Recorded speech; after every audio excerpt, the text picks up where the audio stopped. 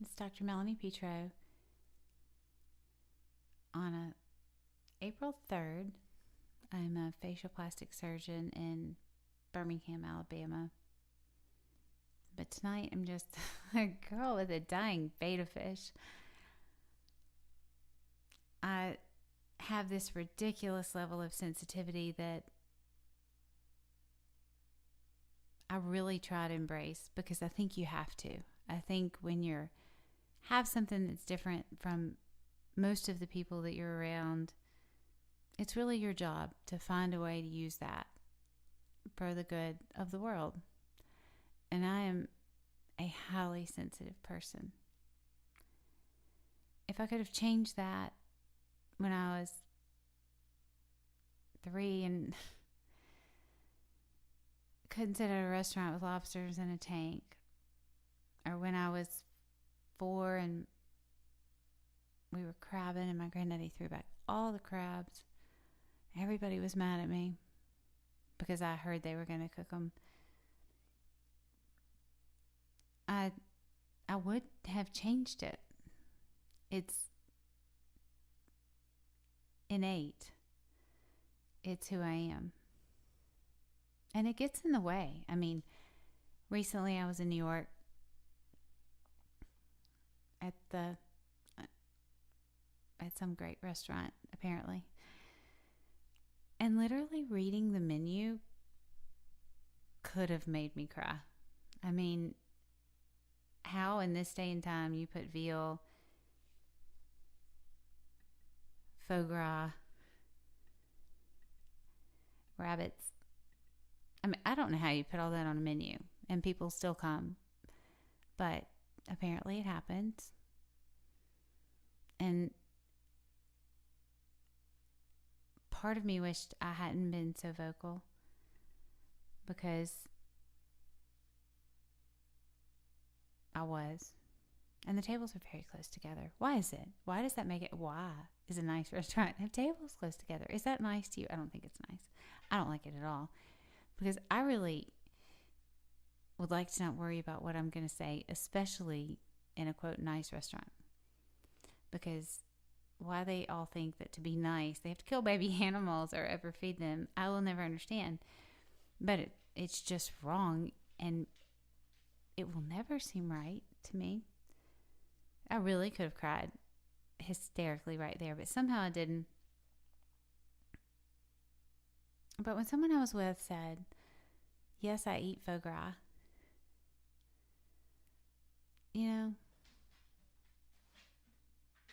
I felt deceived and devastated and hurt and like I didn't know this person. I was really mad and I ruined the night, and I really did. And there was no stopping me because I couldn't make it right. Because there's no part of me that will ever understand that. And I realized that, I felt like I should apologize. And I did. I said, I'm really sorry. I can't help this. But the next day I said, I'm really sorry. I'm not sorry. I'm not sorry. That's who I am. And if you took me back there, I'd do the same thing. Like, I can't go places like that. And I can't be a part of force feeding a goose with a feeding tube until he can't walk and then watching someone eat him. I can't do that. I really can't believe the world can. But all that aside, I have a sensitivity that I'm not sure entirely of its purpose. I know a huge part of it is that I can talk to people at low points in their life or when they just need to feel heard. And being a facial plastic surgeon, I see a lot of people that are unhappy with something about the way they look. And I have enough empathy for the world. And I can don't even have to try. I feel for people. If they tell me something upsets them, I feel it. If I watch the news or a movie, it stays with me forever. I mean, I have to be very careful about what I put into my world because I can't take it out. And movies like Ghost will haunt me forever. I tend to stick to animated things, and it's a way of just protecting my heart. And it's not something you can help. I mean, it's who you are. And I mean, it started from the time I was really little. And for some reason, certainly animals are way up there. I mean, that's, I guess, how I first noticed it. I can remember being in a restaurant. It's called Destiny's. And my sister wanted to pick her lobster out of a tank. I mean, how do you go stand up there and say, I want this one to die? But I had to leave for sure. I was a vegetarian for many years. And I had my dad who understood me. And who much, I don't know, I mean, he's tough and he's tall and he's a general surgeon, but he won't hurt anything. If my mom gets out a fly swatter, he would say, no. He'd take a dragonfly outside. He'd take a bumblebee outside. And maybe it's genetic. Whatever it is, it's who I am. And I think one of the greatest things you can learn in life is not to apologize for who you are. And to trust that the people that love you and the people that want to be in your life will honor who you are. But even if they don't, because sometimes they won't. I think that's Dr. Seuss' book. It's ultimately up to you. And I think it's the things about us that are weird, that are different, that make other people think, God, what's wrong with her? Are the things that really are our gift. They're clues. They're clues to how we can really help this world, how we can really help other people. And those are the things we need to pay the most attention to. We can't apologize for them. We have to let them grow. They're plants. I mean, they're growing. They're seeds. And we have to honor them, and we have to cherish them, and we have to find a way to make other people's lives better with them. Because if we were all the same, it would be really boring. I can think of one particular rush at Florida State that would have been very boring, as all my sorority sisters were singing on the stairs, and it was safari day, and they gotten all these goldfish, and I have a thing for goldfish. I used to try to win every single one at the fair, because to see them in those little bowls and wonder what those men were going to do with them when no one got their ping pong ball in that particular fish. That's my dog running around. Was more than I could handle from the time I was very young. So I used to try to win all those fish. I had a lot of fish. And one time my mom hit a bird, and she would say, whoever hit a bird, bam, thump, she hit the bird. And my dad got it with me, and we took it to the bird hospital, and they operated on its wing, and I think it cost him $600. But the bird lived, and that's all that really mattered. And my mom slowed down and didn't hit any more birds that I know of. And she probably, there's not one part of her that understood the way I was, but she honored it always. And when I wouldn't dissect a frog, she honored it. And I think those are the people that are really meant to help us on our paths, whatever they may be. Because it's that sensitivity and that just heightened sense of awareness. I smell everything. I could tell most people what they had for lunch a few days ago. I mean, it's not fun because I can't help it. But I smell everything. I eat very bland foods during the day because I will taste them all day. It's weird, but it's part of being, I don't know if you're just hyper aware of everything that has a sensory component. And it's no matter whether it's right or wrong. I mean, I'd change it if I could. But you can't. And so you live with what you are, and you accept what you are, and you stop apologizing for what you are. And you embrace it, and you figure out why you have it and what it's there for and how it can help other people and animals. Because if we were all the same, what would we do? So as a sophomore, I guess, at Florida State, it's Safari Day. All these sisters of mine are singing on these stairs. I mean, there were a lot of humans in there.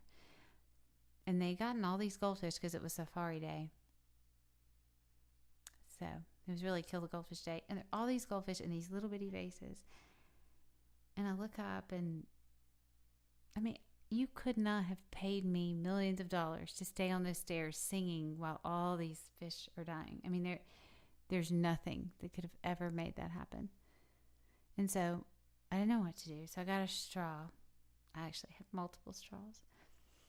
And I was blowing them into the vases to give the fish air. And they said, you have to stop and sing. I said, I can't be here. I'm taking these fish.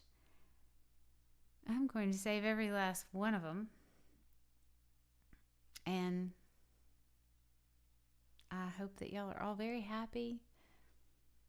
But, you know, we cannot be sisters.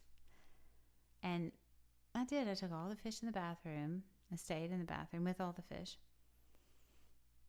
I mean, I had a lot of fish that year. A lot of them lived. Some of them didn't. But I tried.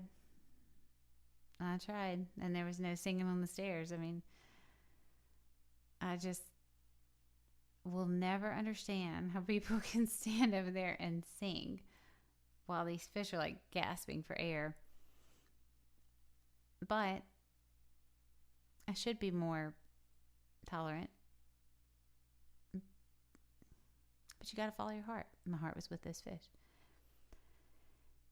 And I think there are all these little things in your life that show you what really matters to you and what you're good at and how you're different. And you take whatever that is and you know that it's a clue. It's a clue to what you're supposed to do to make the world a better place. And you use it and you learn it. And you hope that other people will see it. I mean, I think I said, after I saw ghosts, which I can't hardly say that word because anytime someone's on the other side of a glass door, I mean, it's ghost for me. I can't watch Whoopi Goldberg. I can't watch Patrick Swayze. Demi Moore. I mean, it's just, that was the saddest movie to me.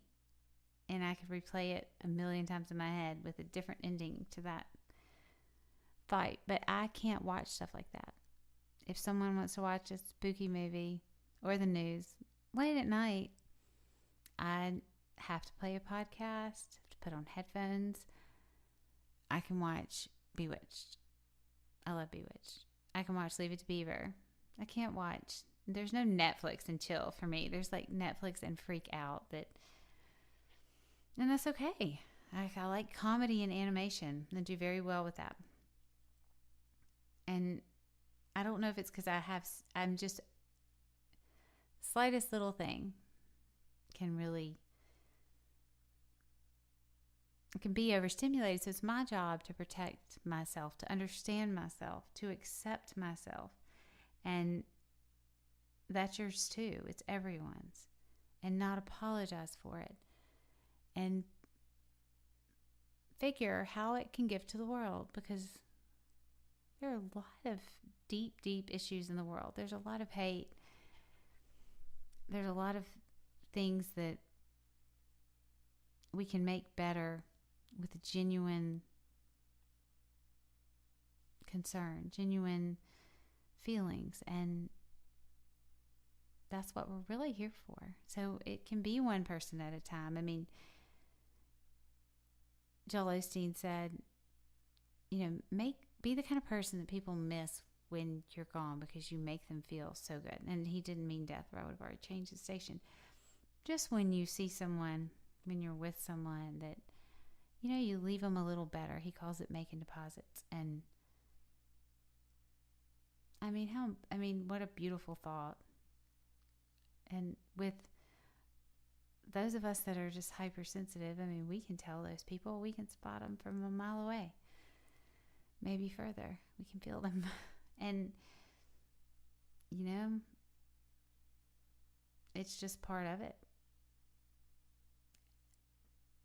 But it's really who you are. It's what you believe in. And I really think it's that little thing that has the potential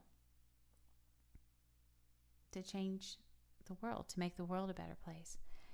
Because there's so many things that we all enjoy, that we all like, that we all agree on. But there are these little things about us that are different. And I think it's those things that are clues to what we're supposed to do.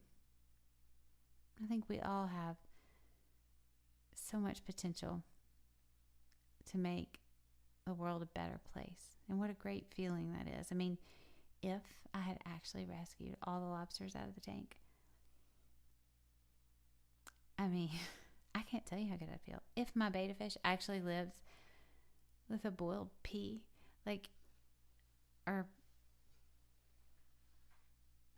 just can't tell you how I feel. I can't stand to see things suffer, not anything.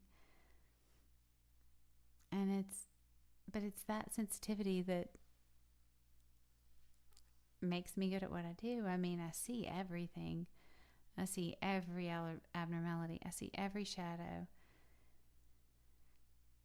And I can't look at someone without thinking, oh, if I did this, if I did that. And I'm able to share that. And sometimes it's just a matter of listening. But it's very humbling to go to somebody and say, I want to look different. And it's really bad when somebody looks back at you with a blank face. And we all know that face because there are a lot of people like that out there. They just don't feel what you feel when you talk to them. And sometimes people just need somebody to hear them. And betta fish need that too. And maybe mine will hear me and live, but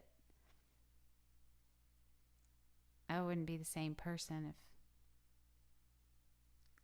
seeing him flutter and put his little head down and didn't do this to me. And as much as we all just wish that we were quote normal, whatever that is, or like our friends, or not different, I think that difference is your calling. I think that difference is your thing that you need to develop. And it's like a breadcrumb. It's a path to your purpose. And when you really find that, and that's Gabe. He's really had it, if you heard him breathe. Gabe looked at the aquarium and just started barking like, okay, I don't know what's going on, but she's upset. Can you please get out? Can you please stop? Whatever is in that tank. Ruff. That's my love. That's my dog. My son just hugs me, and he's probably thinking, oh. But, you accept people. But I think that people accept you when you accept yourself. And when you do that, then you're free to share yourself and things about yourself that are different with other people. Maybe it's just that it's so weird that they feel better about themselves. Who knows what it is? But, I think you're born with it. As Lady Gaga would say, I think you are. I think we're all, and to be creative and artistic, it's just it's different. I don't think I would choose it because, I can't watch the news late at night. I mean, the thought of all the things that can just haunt some of us is a lot. And you have to watch what comes into your path. But I think that's true for everyone. You have to protect yourself, but you have to know yourself first. And then you don't apologize. You stop apologizing and you give back in any and every way you can, whether it's through community service, whether it's through something you do for a living, but whatever it is, I think that thing that makes you different is what also makes you great. And when you stop saying I'm sorry and you really mean it, it feels really good. You shouldn't have to explain yourself to anyone, because people that know who you are, really know you by heart, will never ask you to. And those are the people that build you up, that make you happy, that fill your well, and give you the courage to follow your heart and your dreams. And all those things come together and align to make the world a better place and a more happy place. So celebrate your difference. Celebrate your thing. We all have it. Tonight mine really seems to be about fish. But